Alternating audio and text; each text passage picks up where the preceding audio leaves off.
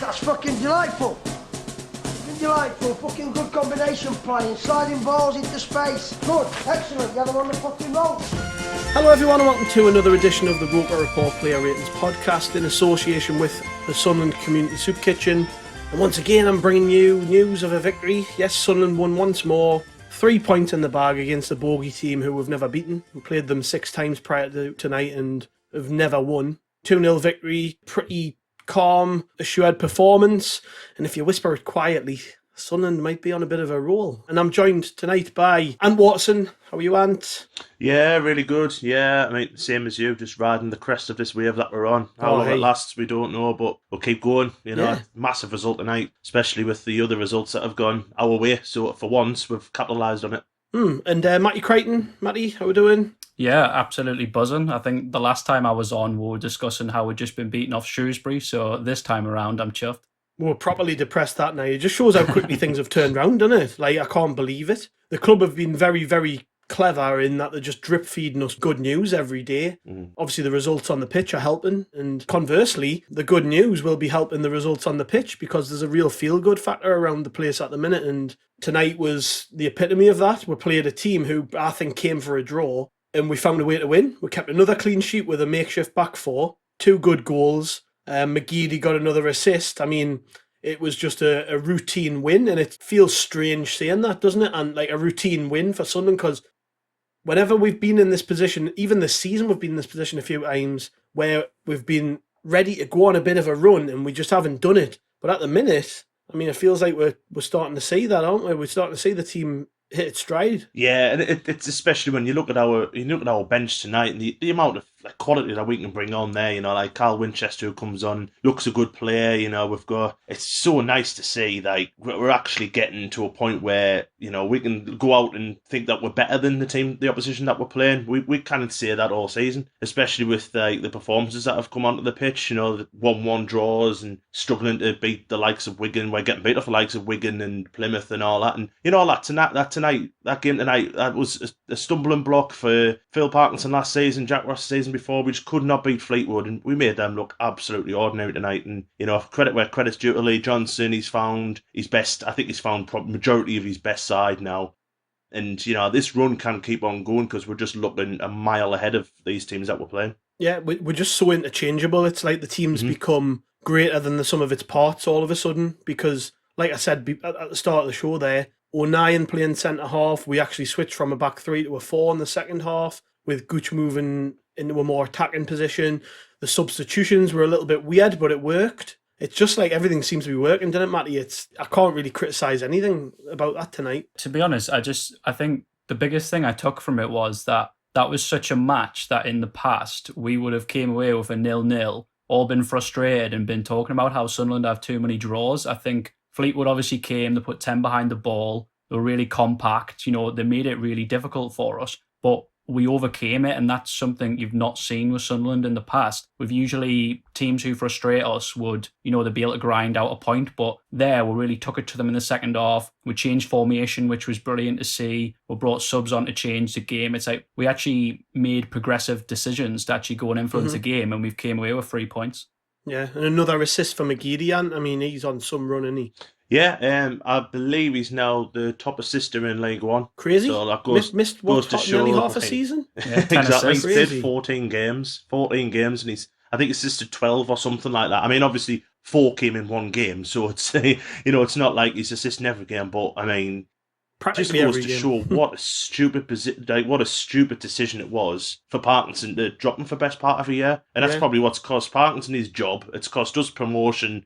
You've got to look at last season. How many points would we have got with Aidan McGeady, and we only just missed out? Yeah, it's crazy. But he's been superb. I mean, that ball to put in for O'Brien, it's just seeing headers, isn't it? It's just saying put me in the back of the net. All I needed was a touch, a beautiful ball. And you know what? Again, wise decision from Lee Johnson to take him off as well. His job was done. You can see he was gassing a little bit. Same for Saturday. Off we go again. It's fantastic. Was anybody worried at half-time at 0-0 that we might not get a goal? Because although we were never under threat, were we? The first half, which we sort of struggled to break them down a bit, but I don't know about you two. I wasn't particularly worried. I feel I'm really confident about the team at the minute. I just felt like something would come good eventually, and it did. To be honest, though, I think that's one of the good things with Johnson now is he's not scared to change the formation. He's not scared to make a sub. If he sees something not quite working, he's proactive and he tries to change it. Whereas previously, at the start of the season, we would have stuck with the same formation and just kept going with the same plan. I think it's quite nice to see that, even when we've got a defensive crisis and we're still overcoming, looking like a good team, and we're still changing formations and trying new things. Yeah. The other goal came from a corner. Chris Maguire whips it in. Poor defending, to be fair, but Max Power still got to score it, and he stoops down quite low and gets on the end of the cross, and it's a goal. For me, Max Power was brilliant tonight, and I've got to give him credit where it's due, because for a large part of his time here, and especially this season, I've just not rated him. I think he's been very poor as a midfield player, but as the team's improved in the last few weeks, he's sort of been the driving force behind it. One thing you notice actually when there's no fans in the ground is just how much he shouts and talks. And I mean, I know he's a captain, it's his job to do that, but it was a proper captain's performance from him today. He just... Even when we were playing poorly, he was trying to make things happen. It was great to see it, wasn't it? And great to see just him sort of grow into his role in the middle of the park. Because, I mean, especially on a night where Ledbetter didn't play particularly well, we needed the midfield, somebody in the midfield to step up. Yeah, definitely. Especially when, a few weeks ago, we said, no, he's a better right back than he's a centre midfielder. But since the Doncaster game, when he's been put back in there, he's been absolutely sensational. Doncaster was brilliant. Lincoln, in and out, but still played very, very well. I thought he was one of our better players on Saturday. And tonight, like you say, he was a strong case for man of the match. He took his goal brilliantly. Yeah, it's terrible defending, but he's got to put that in the back of the net. But the way he peeled off from the defender was really, really nice. And he just keeps on, kind of changing the play, doesn't he, for us? He can slow it down, he can quicken it up. Grant Ledbetter had a poor game by his standards, and Max just literally took the midfield battle on his own halfway through the second half. Thought, right, I'm just gonna take this mantle for myself. Really, he was really, really good, and like you said, it's nice to see. Another home win as well. We beat Lincoln on penalties in the cup. Strong home win against Doncaster, so that's worth noting as well, isn't it? Was for a long time there struggling to pick up wins at home, and we've won the last 3. Technically, I guess the Lincoln game was a draw, but we won. Yeah, we'll call it a win now, man. Yeah. And then in the next week or so, we've got a game Saturday against Crewe away, which is, I would say, if you're targeting promotion, you've got to go there and win that. Swindon, who I think, did they beat someone decent tonight? I think they might have drew with Lincoln tonight. It was 2-2, I think, yeah. That's a game you want to be winning at home. And then Rochdale after that. So we've got another 3 games here where I'm thinking, well, the way we're playing, we need to be trying to pick up 3 points from each of those games. And looking at the league table, sat 5th, went up another place tonight, 1 point behind Pompey. We just got to keep putting the pressure on these teams above us, especially with Portsmouth to play, in 2 weeks' time. If we can win those 3 games before then and overtake them even in the table, dare I say it, we could make a real strong case for the top 2. I know the teams up there are interchanging, but Hull have sort of fell away a little bit, and everybody around them's got games in hand on them. We're definitely still in the mix, Matty, aren't we, for promotion now, especially the way results are going at the minute. Yeah, to be honest, like you said there, I think that little run of fixtures is going to be the most important of our season, because they're all teams who on paper we should beat at the lower end of the table, who we've struggled against recently. And then if we do beat those teams, we set ourselves up against Portsmouth, who you'd probably imagine would be up there with us as well. Then we've got, obviously, the cup final. If we can get through this run, beat some of the teams, avoid defeat against Portsmouth and lift the trophy, imagine the buzz amongst the fan base and amongst the players. You'd think if we did overcome this, we would maybe be in the top 2. We're only 7 points behind now. And if we can get through this run, League One's, there's always a team who goes on form and either, makes a late dart for the playoffs or a late run for automatic promotion. We've seen with Luton the other year. Why can't that be us? Yeah. Right, okay, I'm going to quickly blast through some of the 3-word reviews. We've had an absolute ton of responses, as we always do. So thanks everybody who sent those in, and we're sorry I can't read them all. I'd probably be recording till 5 o'clock in the morning if I had to read them all out. But yeah, we'll start from the top there. Keith Cowden, he says, Asset Strip has gone. Cameron Johnson, Dreyfus embarrassed Donald. Jason Beattie, non-white scorers. Warren Ridley, Sanderson class again. Yep, agree. Paul Fletcher, another job done. John Ridley follows that up with much the same. Job done. Next. Burge in cage, says Michael Dunn. Ant Stevenson says onwards and upwards. Ian Chester steady and solid. Aislinn says winning streak, us. Brownie says power's a leader. Rob Ellison says 2nd of 5. Sam Blakey says on our way. Gaz says we're fucking massive. James Carr says McLaughlin steady Eddie. Matt says another professional performance. And we'll end on Spencer Davison, who says sign Sanderson permanently. I don't think we've got much of a chance of that if he keeps playing like he is, because Wolves will want him back playing in the Premier League, but we never know. Right, before we go on to the player ratings, we will touch on the news from today about the changes in the boardroom as well, but we'll do that at the end, because we must continue with our review of the game. So, as is customary with the host of the pod, I'll start with Lee Burge. Probably the most nondescript performance of the season from anybody. He didn't have a thing to do. Fleetwood quite literally didn't have a shot tonight. So all Burge did was maybe claim a couple of long balls and take a couple of kicks out of his hands, which is nice for him. When's the last time that's happened that no one's had a shot against us? It's a good sign, to be honest. Yeah. Before I actually give me rating, it's funny because Doncaster the other week was much the same, wasn't it? It's like teams have stopped coming and having a go at us. It's really weird. But yeah, Burge. So with all that in mind, I've given him a 6 because that's my starting mark, and I literally can't think of anything he did other than maybe catch a couple of crosses coming into the box. So a nice, easy one for me. Luke O'Nien, Ant? Luke O'Nien, I have given him a 7. Thought an excellent centre-half performance again from him. What really made us laugh was we had an attack in the first half. I think McGeady had turned to have a shot, and I seen Luke O'Nien bombing into the box. And it was just before Sanderson had to take one for the team to get a yellow card because he was covering for O'Nien, which was probably the only bad thing he did. You know, he kind of gets a little bit drawn up. Obviously, he's a midfielder, but centre-half, he looks natural there, which is mental, considering I know he can play in any position you'll put him and he'll do a job there, but he looks so natural there, so it's... he looks natural everywhere, doesn't he? It's crazy. Yeah, he does. It's sentiments to him of how well he's actually done there, especially alongside Dion Sanderson, who's only a kid. Been a fantastic pair, and they've not conceded many goals. Don't think they've conceded a goal, have they? So it's very good. He gets a 7, steady 7. Yeah, first half, there was very little for him to do. Second half, he had a little bit more to do, and it was interesting watching his little battle with Vassell, because Vassell started getting right up against him and started tussling with him. And there was one occasion where, towards the end of the game, Vassell came off the better of the physical battle, but O'Nien still managed to nick the ball away. It was just brilliant defending. I think it just shows his resilience. That's him as a character. He's so resilient. He won't ever give up on anything. Yeah, just once again impressed with his adaptability. Dion Sanderson, his partner, Matty, that's yours. Yeah, I think probably the best defender on the pitch. I was really impressed with him again. I think it's, that ability to step in on the ball, the composure. He's good in the air. He's got the speed. I think there was one time towards the end of the first half where he sort of said to Vassell, come on, challengers, and then he managed to go to ground, win the ball. It was literally the last kick of the half. It was brilliant tackle, reflecting on what someone said in the 3-word review, I think it might be, a ballsy move, but he is someone, I think he's only got a year left on his Wolves contract. I really wish we would maybe, just even ask the question, because I think since he's had a chance, he's took it with 2 hands, and he now looks one of our best defenders, so... Nah, we've got billions now, Matty. We've got billions, so just sign him. I would give him an 8 tonight, personally. I just think he was absolutely solid. I thought the yellow card was harsh, considering he didn't boot Connolly for absolutely wiping Wyke out. Yeah. Yeah, I can't disagree with you at all.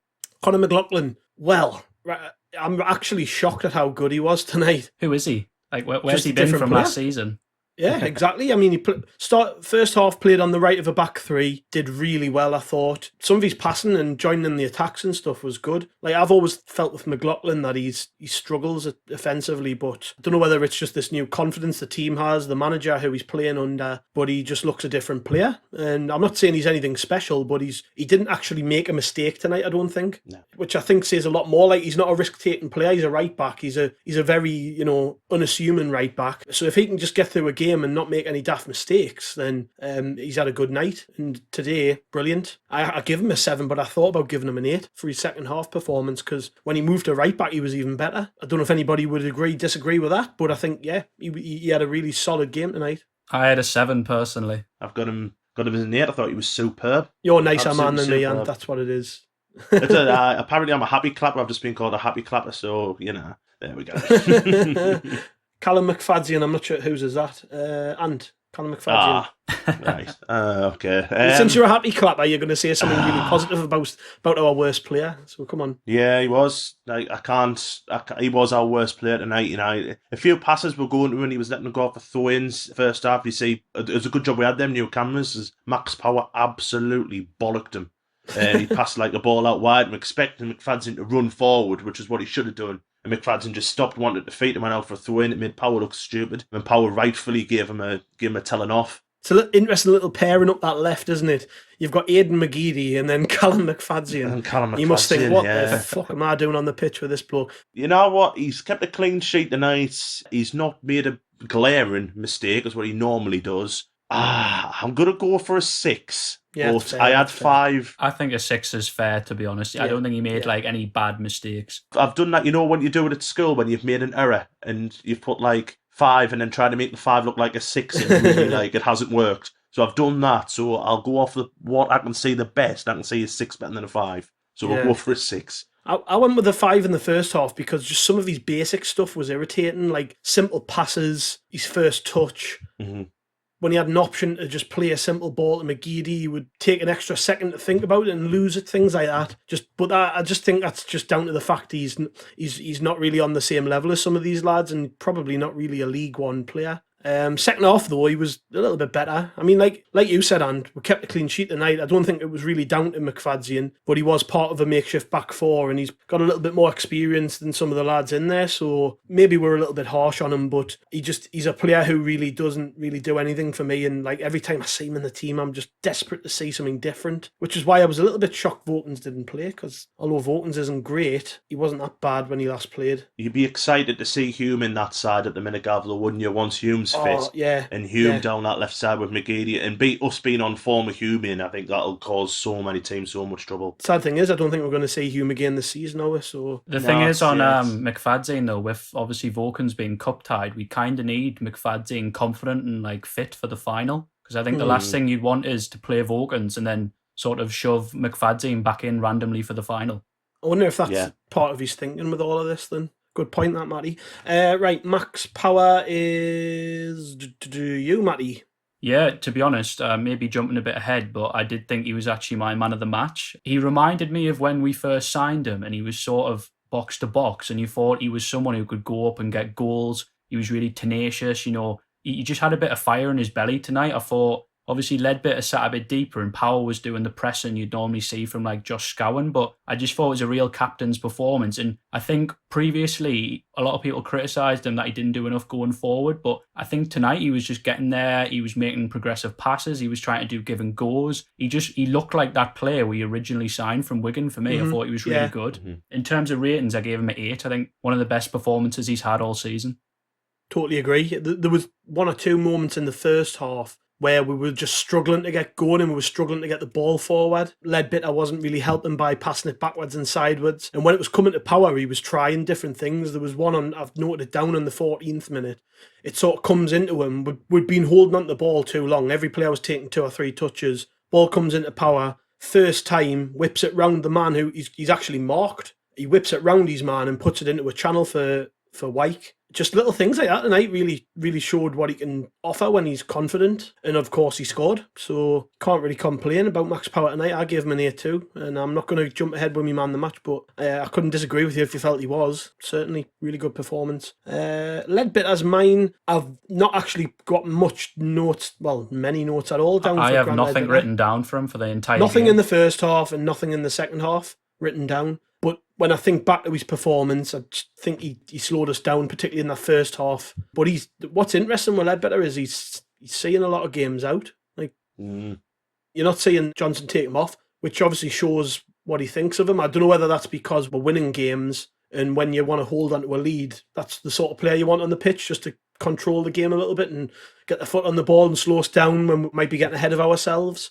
So I gave him a 5 because I just don't think he played well. I didn't really notice him on the pitch. And probably Power's performance showed that he didn't do as much. But I may be being harsh there. I just don't think I really saw much from Ledbetter tonight. Lyndon Gooch, Ant, he's yours. The happy clappers mark on no for Lyndon Gooch, I'm afraid. I've given him a 5.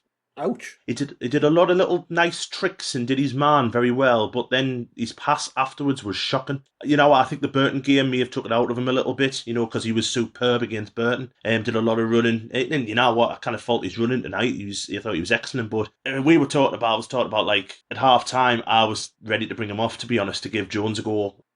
I just thought he's passing. He kept on trying to do that extra move, which is what he always does, to be honest. But after Saturday, I was a bit let down by him because I thought he was brilliant on Saturday, and then he puts in performances like that, and he needs to work on that. His consistency needs to be better. He needs to put 2 or 3 good games together, and then he'll be a really, really good player, I think. But tonight, it just never worked for him, I'm afraid.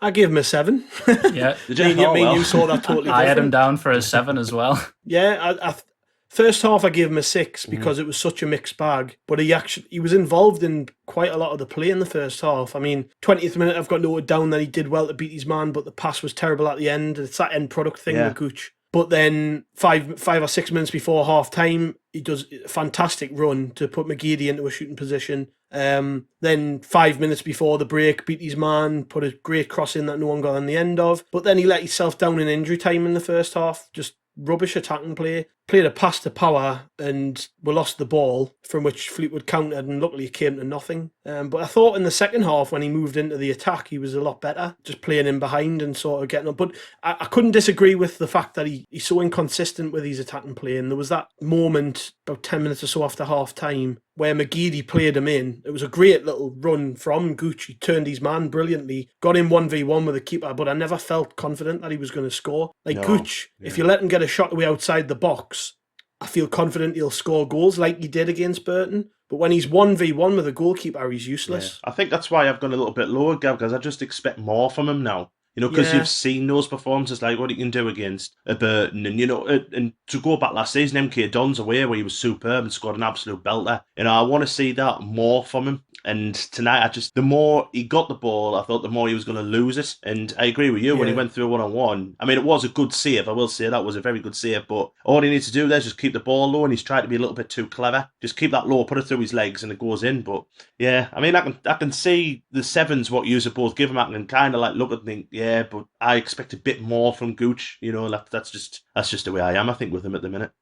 Let's blast through these final few. Then Aidan O'Brien got a goal tonight, Matty, but did you think he played well? Because I didn't. Do you know what? It was a funny one with him because I was sat watching it with my dad, and for so long I was saying to him that I want to see O'Brien off for Jones, and then he scored. But other than that header, I just felt he was so anonymous. You know, he had the odd touch, but I had written down so often that he gave the ball away, and I just didn't feel, you know, for someone who plays so high up the pitch, you're always going to be judged on what you do going forward. And I just felt, bar that chance, he was absolutely anonymous. Obviously, in terms of ratings, I'm going to give him a 6 because, you know, you've got to judge your forward players on goals, and he took it really well. But I do think we definitely need more from him, and especially if he's going to keep the likes of Jones out the squad as well. And obviously Ross Stewart, when he's fit, he's going to be hot on his heels. Yeah, I was thinking that about Gooch as well, just the way, and we'll get on to Jones, but when he comes on and plays as well as he did, and then you've got like Gooch and O'Brien. I thought Gooch played okay, but O'Brien, I mean, I had him down as a 2 at half time. I thought he was dreadful. First half, he was shocking. Everything he did went wrong. His touch was horrendous. Gave the ball away constantly, like you said. But then he scored a really good goal. I don't understand his position as well, though, because he's sort of playing as like either a wide man or an inside forward, and I'm not really sure. He's there to press, isn't he? He's there to press. I'm not really sure if that's his. Like, for example, would you, like, for me personally, I think someone like a Jones with pace out wide who could exploit people would be better in that role, but I guess he does work hard, and he has been improved under Johnson. He needs to stop doing extra shifts down the arches, doesn't he? Yeah, he does look like Phil Mitchell, doesn't he? He's aged terribly since he come to Sunderland. He has. Well, lad. He has. Lockdown's not treating him well. Has it treated any of us well, though? I gave him a 6 in the end. I put 5 in, and I thought, I'm going to get pelters if I give him a 5. But like you just said, you made a good point, Matty. You judge your forwards on their goals, and he scored. And it was a great header. I mean, delicious ball by McGeady, obviously, and you expect your strikers to put those away when they're on a plate like that. But he took his goal well. And if we're just judging him purely on that, and I guess he did work hard, just nothing else really came off from tonight. Charlie Wyke is mine. I'm going to be very quick with that one. I gave him a 6. Didn't score tonight for once, but he battled well, just didn't really have a chance. I think he had one half chance in the whole game, so it just wasn't his night tonight, but I'm sure you'll have better nights the way he's playing at the minute. And McGeady? Yeah, I've given McGeady a 7. I thought he was slightly poor first half, but if everything was going to happen, it was going to come from him. And then in the second half, just before we scored, I mean, he did that beautiful little bit of skill when he went over the ball, and he just completely ruined the careers of them Fleetwood defenders. and then that ball in, I mean, we've gone over it, but it's an absolute beauty. It just needs headering. It's a beautiful ball, and it's like I say, it's just great to see him now. He was, his first few games, I thought he was, coming back and getting match fit. Now he's match fit. It's that cheat code again, isn't it? We've got the cheat code Aidan McGeady back, and if he keeps doing that, if he keeps doing those balls and those skills, and he'll eventually add goals to his game, we'll end up getting higher in the league and pushing for promotion. He's just got so much confidence, and it's when he drops his shoulder and does that step over. Which way he's going every time, and the defenders just cannot deal with it. Yeah. He's just so quick with his feet, and I've always been critical of his crossing in the past, but his crossing this season is just out of this world. He's clipping them into dangerous areas, and the lads are just waiting for it. It's like it must be a dream to play with. It's the little shifts as well, though, for the way he creates space when you think it's so tight, and he does that little shift, and he just gets a yard, and it's just excellent to watch. I took more notes for McGeady than any other player tonight, because he was involved in that much, and obviously he came off, job done, like you said, Ant. He came off, job done. The cross for the goal was just out of this world. He's just, I think, like you said, he's the top assister in the league, so says it all, really. I'll quickly blast through the subs. Jordan Jones was brilliant. He comes on and he changes the game whenever he comes on. Even though we were in control of the game, I still thought he came on and just did so much. First touch he made was a header on goal. Keeper saved it. Then a minute later gets brought down with a fantastic run. Burns the play and gets brought down, wins us a free kick. 78th minute, I've got noted down, superb touch to bring a long pass down, shaped it to get a shot away, but the keeper saved it. That was brilliant. First touch was absolutely outstanding, just killed the ball dead to get the shot away. And then in injury time, got absolutely levelled. Great tackle, if it was our player, I'd be jumping. Classic. Takes all of the ball, all of the man. But he landed on his head and his neck, so I hope he's okay. I mean, he carried on, but that'll have been a sore one. So fingers crossed he's okay, because if he is okay, I'd start him. At the weekend. I don't know whether Johnson's just taking his time with him, because prior to coming to Sunderland, he didn't play a lot of football, but he didn't play any football really at Rangers, so he's trying to get him up to speed. But to me, when he's coming on, he looks like he could probably contribute a lot more than he is. And just from an opponent's perspective, can you imagine him coming on after you've had Aidan McGeady running at you for like an hour? It's such a good... frightening. Yeah. The other subs, Winchester I gave a 5 just because I can't remember him doing anything. Maguire I gave a 7 because it was a great corner for the second goal. Man the match, Matty? You said Max Power, didn't you? Yeah, I just, like I said, I think he looked like the player was signed from Wigan, that box-to-box midfielder who can contribute going forward. So, yeah, he just tipped McGeady for me. Yeah, I agree. Man the match was Max Power tonight, but McGeady, I couldn't argue if anybody said him. What about you, Ant? Are you going to go against the grain? You know what? Man the match? It could be. I want to say Conor McLaughlin, because I thought that was his best game for us by a country mile. I thought he was absolutely superb, but I can't go away from Max Power. That Max Power was absolutely fantastic. So we'll go with Max. Full house, lovely. Lee Johnson, how do you think he did, lads? I've given him an 8 out of 10. Don't know why I've given him an 8, really. He just didn't do anything wrong, I guess, again. I think it was the thing that impressed me, like I said earlier, was just that change of formation. I think he's brilliant. He doesn't sit and wait. He's not reactive, he's proactive. When he sees it's not working, he does something to change it. He's not scared to change formation or make subs, and I think that's massive. Yeah, and the Maguire and Jones subs both, made sense, and they both paid off, because, like I said, Jones had a great performance and Maguire got an assist. What about you, Ant? Yeah, I give him a 9 on Saturday, so we've won another game against the bogey side. Pretty much the same kind of accomplished performance, so I can't go any lower than what I did on Saturday, otherwise that would be me being a hypocrite. So we'll go with 9. We've been asked to rate the ref by somebody on Twitter, so we're going to do that this week. I've given him a 2. Thought he was crap. You don't have to be nice about referees, do you? You can call them whatever you want. I just think it was that Connolly tackle early on. Like he's came in, he's like slid, went to ground, absolutely wiped Charlie Wyke, and then he just gives him a warning. It's a blatant yellow all day. The ref was a tit. Nobody's bothered about the ref, are they? As we promised a little bit earlier in the show, we'll just quickly touch on the ownership stuff. KLD appeared at half time, which I saw none of because my internet decided to die. Well, I saw about 10 seconds of it, but everybody seemed pretty impressed in our group chatting on Twitter with it. Matty, what did you think of it? Pretty happy with what you heard from the new owner? Yeah, I think, to be honest, he said the right things. Obviously, these sorts of announcements are always very PR savvy and they're going to tell you the right things. But I just think he was very bold. He mentioned the likes of asset stripping, which, as a as a fan base, we've discussed that for ages. I think he mentioned about fan engagement, and I think he's already, like today with the match experience, he doesn't have to change that, but he's already doing these little things to sort of try and improve things. And he's talked a lot about, long-term plans and things like that. He just seems really into it. And I think he does look like someone who's committed to really changing this club's fortunes and doing something special. Yeah, and what did you make of his comments? And I was like you, Gavin. Fortunately, I didn't hear them. For a different reason, I was having me take at half time. But you know what? I think from since he's come in, I mean, obviously, he's been doing the stuff behind the scenes with Lee Johnson, with Speakman coming in. But you can look at they're trying to modernise the club. They're trying to take us into the 21st century, which is really refreshing. And I was a little bit. I know he's 2 billion trust fund and this and that. But I was kind of thinking, is it going to be just a little kid, like, a spoiled kid who's going to come in and once he gets bored, we'll be back to square one again. But the way he started, he's done, like what Matty says, with the match experience. I mean, how much better was that today? Superb. And he doesn't have to do that. It's the little touches, I think, that like even something like having the badges and the team layout before the game, it's them little things that make a big difference and you appreciate it. Yeah, and even they're spending, he's spending £500,000 on the new thing for the pitch, which is going to make the pitch better. And that's stuff that, he's former, Stuart Donald and Ellis Shaw, they should have been doing and never even thought about it. So it's really, really nice to see. And I mean, obviously we've got the news today. Bringing the directors in. He's going to surround himself with people he knows. I think his brother's coming on board, which it'll be fantastic. I mean, you can tell with him. I did a little bit of research on him this week, and he's just a football mad person. So he's going to come in here. He's not going to treat it like his toy. He's going to try and get us into the Premier League, try and get us back to where we belong. And I, for one, am looking forward to this. I want to say magic carpet ride, but it's going to sound so cheesy, but. No, we'll just see it anyway.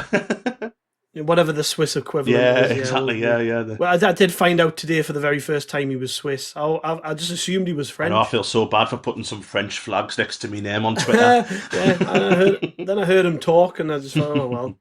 Yeah, you touched on it there. The appointments of the 2 new directors both come from the Louis-Dreyfus family business, which sort of suggests to us that this is just the family taking care of Kyril and making sure he doesn't do anything daft with his money. Igor Levin, who is the Louis-Dreyfus family lawyer, he's joined the club as a director, as has the Louis-Dreyfus family CFO, Chief Finance Officer, who is Patrick Truer, who looks scarily like Christian Speakman. He does, doesn't he? Yeah. Maybe he's his dad, I don't know. But if anybody would like an in-depth and thorough analysis of all of today's news, I would suggest you head over to the Love Supreme website. There's a great piece on there by Giles Mooney, so Giles has done a good job of explaining what it all means. But yeah, we've got 2 new directors on board, and obviously the other news was that Kyril's been officially appointed a director. Stuart Donald has resigned as a director, as has Jim Rodwell, who we already knew was leaving the club. So we've effectively replaced a couple of useless bastards with a couple who know what they're doing, and that's good by me. That's all I care about. I'm not getting into the nitty gritty of it.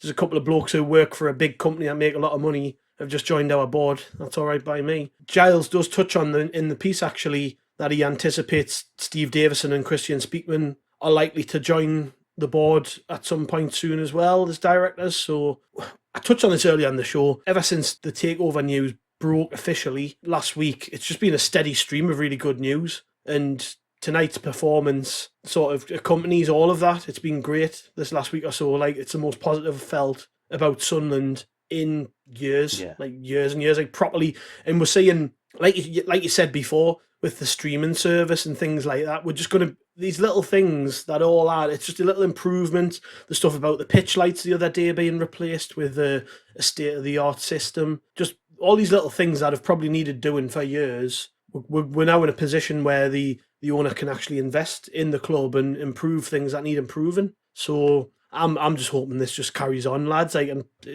like I say, over 3 games in this next week or so, and we should be targeting 9 points. Yeah. And if we can be sat here a week from now, 9 points better off, we could be talking about Sunderland challenging for that second place. When who would have saw that coming? Not the way the season started for us. Everything's just flipped on its head. The best thing is about all that news today, and even probably last week, the removal of Stuart Donald as a director of our football club. So that man has no more say in anything that we do in the future. He can be a silent partner for all he wants, but as long as he has no more say in any of it, his time is over. He's gone. And that, for me, as a Sunderland fan, is absolutely bloody brilliant. Yeah, and that's a good place to end it, I think. Well done, Ant. Thank you. So yeah, cheers, lads, for joining us. We've got an extra preview pod coming up before the weekend with the lads, so make sure you catch that. And of course, thanks very much.